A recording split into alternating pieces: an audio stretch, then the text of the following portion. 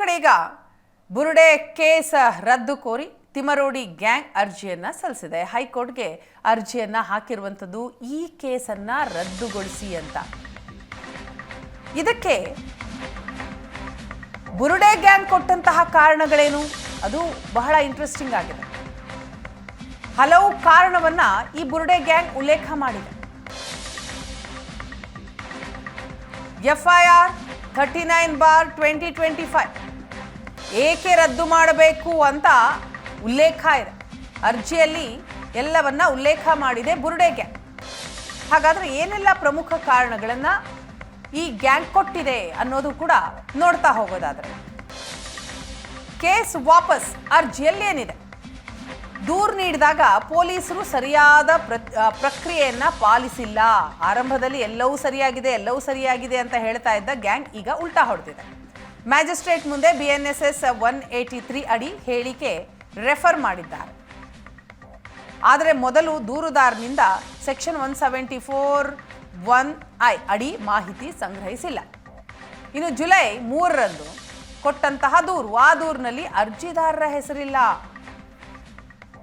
ಗಿರೀಶ್ ಮಟ್ಟಣ್ಣವರ್, ತಿಮರೋಡಿ, ಜಯಂತ್, ವಿಠಲ್ಗೌಡ ಹೆಸರು ಇಲ್ಲ ಅಂತ ಅರ್ಜಿಯಲ್ಲಿ ಉಲ್ಲೇಖ ಮಾಡಿದೆ ತಿಮರೋಡಿ ಬುರುಡೆ ಗ್ಯಾಂಗ್.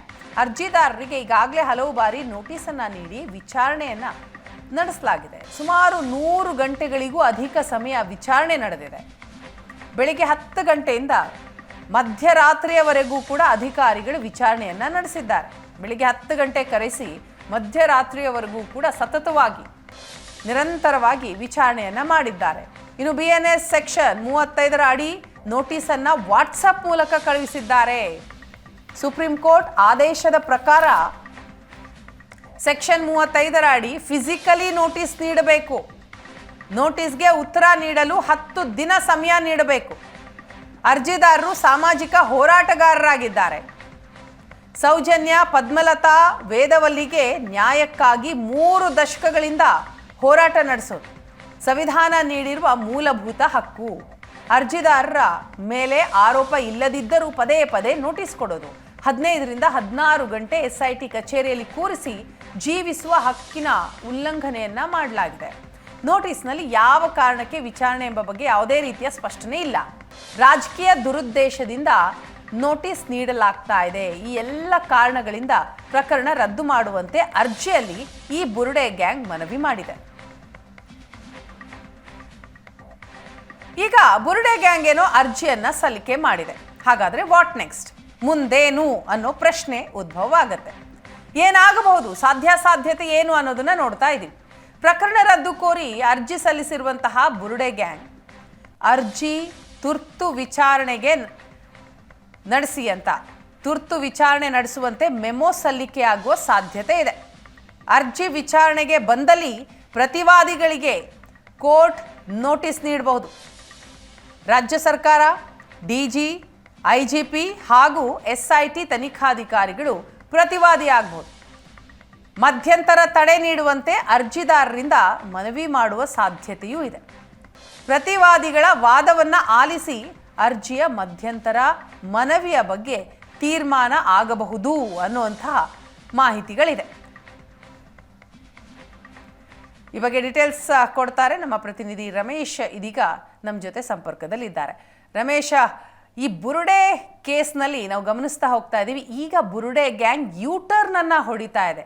ಆರಂಭದಲ್ಲಿ SIT ತನಿಖೆ ಬಹಳ ಸರಿಯಾಗಿ ನಡೀತಾ ಇದೆ, ಎಲ್ಲವೂ ಕೂಡ ನಿರೀಕ್ಷಿತ ರೀತಿಯಲ್ಲೇ ಸಾಕ್ತಾ ಇದೆ ಅನ್ನೋ ಆ್ಯಂಗಲಲ್ಲಿ ಮಾತನಾಡಿದಂತಹ ಬುರುಡೆ ಗ್ಯಾಂಗ್ನ ಸದಸ್ಯರು ಈಗ ಉಲ್ಟಾ ಹೊಡೆದು ಕೇಸನ್ನು ಹಾಕಿದ್ದಾರೆ. ಈ ಕೇಸೇ ರದ್ದು ಮಾಡಬೇಕು ಅಂತ.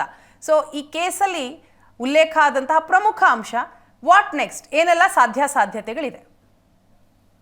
ಅತ್ಯಂತ ಪ್ರಮುಖವಾಗಿ ಈ ಕೇಸನ್ನ ದಾಖಲಿಸಬೇಕು, ಜೊತೆಗೆ ಧರ್ಮಸ್ಥಳದಲ್ಲಿ ಭೂಮಿಯನ್ನು ಅಗಿಬೇಕು. ಅಲ್ಲಿ ಸಾವಿರಾರು ಕೊಲೆಗಳಾಗಿದೆ, ಅತ್ಯಾಚಾರಗಳಾಗಿದೆ, ಕಿಡ್ನಾಪ್ಗಳಾಗಿದೆ, ಆ ಬಗ್ಗೆ ತನಿಖೆ ಆಗಬೇಕು ಅಂತೇಳಿ ಯಾರು ಹೋರಾಟಗಳನ್ನ ನಡೆಸಿದ್ರು, ಯಾರು ಚೆನ್ನೈನ ಕರ್ಕೊಂಡು ಬೆಂಗಳೂರು, ದೆಹಲಿ ಸೇರಿದಂತೆ ಹಲವು ಕಡೆ ಹೋಗಿ ಈ ಪ್ರಕರಣ ದಾಖಲೆ ಆಗ್ಲೇಬೇಕು, ಧರ್ಮಸ್ಥಳದಲ್ಲಿ ಸಂಬಂಧನೇ ಭೂಮಿ ಅಗಿಯುವಂತದ್ದು ಮತ್ತೆ ತನಿಖೆ ನಡಿಬೇಕು ಅಂತೇಳಿ ಹೋರಾಟವನ್ನ ನಡೆಸಿದ್ರು. ಸುಮಾರು ಒಂದು 2 ವರ್ಷಗಳಿಂದ ತಯಾರಿಗಳನ್ನ ಮಾಡಿ ಈ ಒಂದು ಪ್ರಕರಣವನ್ನ ದಾಖಲಿಸಿದ್ದರೋ ಅದೇ ವ್ಯಕ್ತಿಗಳು ಈಗ ಅದೇ ಪ್ರಕರಣವನ್ನ ರದ್ದು ಮಾಡಬೇಕು ಅಂತ ಹೇಳಿ ಹೈಕೋರ್ಟ್ ತನಕ ಬಂದಿದ್ದಾರೆ. ಅಂದ್ರೆ ಏನೋ ಒಂದು ಪ್ರಕರಣವನ್ನ ನೀಡುವ ಸಂದರ್ಭದಲ್ಲಿ ಚಿನ್ನಯ್ಯನನ್ನ ಕರ್ಕೊಂಡು ಬಂದು ಅವನಿಗೊಂದು ಮುಸ್ಕನ್ನ ಹಾಕಿ ಆತನ ಐಡೆಂಟಿಟಿಯನ್ನ ಹೇಳದೆ ಅಥವಾ ಅದನ್ನ ಮುಖವನ್ನ ಎಲ್ರಿಗೂ ಪರಿಚಯನ ಮಾಡದೆ ಆತನನ್ನ ಮುಖ ಮುಚ್ಚಿಕೊಂಡು ಕರ್ಕೊಂಡು ಬಂದು ಆತ 1994ರಿಂದ 2014ರವರೆಗೆ ಸಾವಿರಾರು ಹೆಣಗಳನ್ನ ಊತಿದ್ದಾನೆ, ಯಾರದೋ ಸೂಚನೆ ಮೇಲೆ ಊತಿದ್ದಾನೆ, ಎಲ್ಲವೂ ಅತ್ಯಾಚಾರಗಳನ್ನ ನೋಡಿದ್ದಾನೆ, ಕೊಲೆಗಳನ್ನ ನೋಡಿದ್ದಾನೆ ಅನ್ನುವಂತ ಒಂದಷ್ಟು ಕಥೆಗಳನ್ನ ಕಟ್ಟಿ ಆ ವಿಚಾರಗಳನ್ನ ಹಲವು ರೀತಿಯಲ್ಲಿ ಸಮಾಜಕ್ಕೆ ತಿಳಿಸುವಂತ ಪ್ರಯತ್ನಗಳನ್ನ ಕೂಡ ಮಾಡಿದ್ರು. ಅದು ಮಾಧ್ಯಮಗಳ ಮೂಲಕ, ತಮ್ಮ ಸೋಷಿಯಲ್ ಮೀಡಿಯಾಗಳ ಮೂಲಕ, ತಮ್ಮದೇ ಆದಂತ ಸೋಷಿಯಲ್ ಮೀಡಿಯಾ ಅಕೌಂಟ್ಗಳ ಮೂಲಕ ಎಲ್ಲವನ್ನೂ ಕೂಡ ಹೇಳಿದ್ರು. ಅದಾದ ನಂತರ ಒಂದಷ್ಟು ಪ್ರಯತ್ನಗಳನ್ನ ಮಾಡಿ ಸುಪ್ರೀಂ ಕೋರ್ಟ್ ವರೆಗೆ ಹೋಗ್ತಾರೆ. ಜೊತೆಗೆ ಕರ್ನಾಟಕ ಸರ್ಕಾರದ ಮೇಲೆ ಸಾಕಷ್ಟು ಒತ್ತಡವನ್ನ ಏರಿ ಈ ಒಂದು FIR ನ ದಾಖಲಿಸುವಲ್ಲಿ ಯಶಸ್ವಿ ಆಗ್ತಾರೆ. ಅದೆಲ್ಲವೂ ಕೂಡ ಚಿನ್ನಯ್ಯ ಕೇವಲ ಒಂದು ದಾಳ ಆಗಿ ಬಳಕೆ ಆಗಿದ್ದ.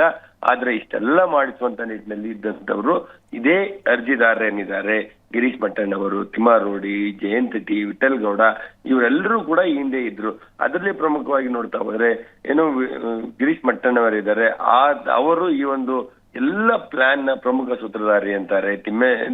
ತಿಮ್ಮಾರೋಡಿ ಅವರು ಚಿನ್ನಯ್ಯನನ್ನ ಕರ್ಕೊಂಡೋಗಿ ಮನೆಯಲ್ಲಿ ಇಟ್ಕೊಂಡು ಅದನ್ನ ಪೋಷಿಸಿ ಪ್ರತಿದಿನ ಏನ್ ನಡಿಬೇಕು ಅಂತ ಹೇಳಿ ಪ್ಲಾನ್ ಅನ್ನ ಮಾಡ್ಕೊಟ್ಟಂತವ್ರು. ಜಯಂತ್ ಟಿ ದೆಹಲಿಗೆ ಕರ್ಕೊಂಡು ಹೋದವನು, ವಿಠಲ್ ಗೌಡ ಬುರ್ಡೆನ ತಂದ್ಕೊಟ್ಟವ್ರು. ಸೊ ಇಷ್ಟೆಲ್ಲ ಮಾಡಿದಂತವ್ರು ಕೂಡ ಈಗ ತನಿಖೆ ನಡೀತಾ ಹೋದಂತೆ ಅಲ್ಲಿ ಚಿನ್ನಯ್ಯ ಹೇಳಿದ್ರಲ್ಲಿ ಯಾವುದೇ ರೀತಿಯಾದಂತ ಉರುಳು ಇಲ್ಲ, ಅಲ್ಲಿ ಯಾವುದೇ ರೀತಿಯಾದಂತ ಕೊಲೆಗಳಾಗ್ಲಿ, ಅತ್ಯಾಚಾರಗಳಾಗ್ಲಿ, ಕಿಡ್ನಾಪ್ಗಳಾಗ್ಲಿ ನಡೆದಿಲ್ಲ ಅನ್ನುವಂಥದ್ದು ಗೊತ್ತಾದ ನಂತರ ಚಿನ್ನಯ್ಯನ ವಿರುದ್ಧವಾಗಿ ಪ್ರಕರಣ ದಾಖಲಾಗುತ್ತೆ. ಜೊತೆಗೆ ಒಂದಷ್ಟು ಸೆಕ್ಷನ್ಗಳನ್ನೇ ಹಾಕಲಾಗುತ್ತೆ. ಧರ್ಮಸ್ಥಳ ಠಾಣೆಯಲ್ಲಿ 39/2029 ಏನು FIR ದಾಖಲಾಗಿತ್ತು, ಅದರಲ್ಲಿ ಕೇವಲ BNS ಸೆಕ್ಷನ್ 211A ಅಲ್ಲಿ ಮಾತ್ರ FIR ಆರಂಭದಲ್ಲಿ ದಾಖಲಾಗುತ್ತೆ. ಅದಾದ ನಂತರ ಷಡ್ಯಂತ್ರ, ಇದು ಹಿಂದೆ ಇರುವಂತ ಸಾಕಷ್ಟು ಕುತಂತ್ರಗಳ ಬಗ್ಗೆ ಸೆಕ್ಷನ್ಗಳು 5-6 ಸೆಕ್ಷನ್ಗಳು ಆಡ್ ಆಗ್ತಾ ಹೋಗುತ್ತೆ. ಅದಾದ ನಂತರ ಆ ಒಂದು FIR ನಲ್ಲಿ ಗಿರೀಶ್ ಮಟ್ಟಣ್ಣವರಾಗ್ಲಿ, ತಿಮ್ಮಾರೋಡಿ, ಜಯಂತ್ ಟಿ ಮತ್ತೆ ವಿಠಲ್ ಗೌಡ ಸೇರಿದಂತೆ ಹಲವು ಯೂಟ್ಯೂಬರ್ಗಳಿಗೆ ಕರೆದು ಯಾವಾಗ ಪೊಲೀಸರು ತನಿಖೆನ ಮಾಡ್ಲಿಕ್ಕೆ ಶುರು ಆಗ್ತಾರೆ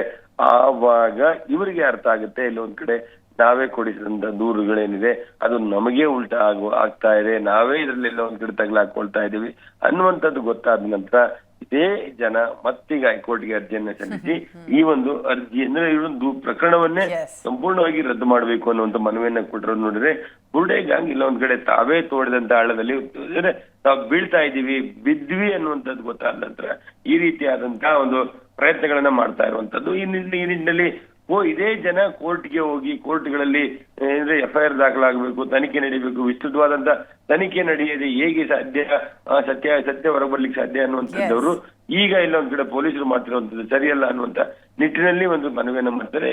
ಅಂದ್ರೆ ಪ್ರಕರಣವನ್ನು ರದ್ದು ಕೋರಿ ಅರ್ಜಿ ಸಲ್ಲಿಕೆ ಆಗಿದೆ, ಅಥವಾ ಇವತ್ತು ಅಥವಾ ಮುಂದಿನ ವಾರ ಇದು ಒಂದು ಅರ್ಜಿ ವಿಚಾರಣೆಗೆ ಬರುವಂತ ಸಾಧ್ಯತೆ ಇರುವಂತದ್ದು. ಜೊತೆಗೆ ಅವರು ಈ ಒಂದು FIR ನ ರದ್ದು ಮಾಡಬೇಕು ಅನ್ನುವಂಥದ್ದಕ್ಕೆ ಸಂಬಂಧಪಟ್ಟಂತೆ ಕೊಟ್ಟಿರುವಂತ ಕಾರಣಗಳನ್ನು ನೋಡ್ತಾ ಹೋದ್ರು ಕೂಡ ಇಲ್ಲ ಒಂದ್ ಕಡೆ ತಮಗೆ ನೋಟಿಸ್ ಕೊಟ್ಟು ಇಲ್ಲ ಒಂದ್ ಕಡೆ ಪೊಲೀಸ್ ಹರಾಸ್ ಮಾಡ್ತಿದ್ದಾರೆ. ಹಾಗಾಗಿ ಚಿನ್ನಯ್ಯನ ವಿರುದ್ಧ ದಾಖಲಾಗಿರುವಂತ ಇಡೀ ಪ್ರಕರಣವನ್ನು ರದ್ದು ಮಾಡಬೇಕು ಅಂತ ಮನವಿಯನ್ನು ಕೂಡ ಮಾಡ್ತಾ ಇದ್ದಾರೆ. ಅದನ್ನ ಹೈಕೋರ್ಟ್ ಹೇಗೆ ತೆಗೆದುಕೊಳ್ತದೆ, ಇದನ್ನ ಏನಾದ್ರೂ ರಿಲೀಫ್ ಕೊಡ್ತಾ ಅಥವಾ ಇಲ್ಲ ಈಗ ನೀವೇ ಕೊಡಿಸಿದಂತ ದೂರು ಅದರಲ್ಲಿ ಈ ದೂರು ದಾಖಲಾಗುವುದರಲ್ಲಿ ತಮ್ಮ ಪಾತ್ರ ಕೂಡ ದೊಡ್ಡದಿದೆ, ಹಾಗಾಗಿ ಪ್ರಕರಣ ನಡೀಲಿ ಅನ್ನುವಂಥದ್ದನ್ನ ಹೇಳುತ್ತಾ ಕಾದ್ ನೋಡ್ಬೇಕಾಗಿದೆ ವೀಣಾ. Thank you Ramesh.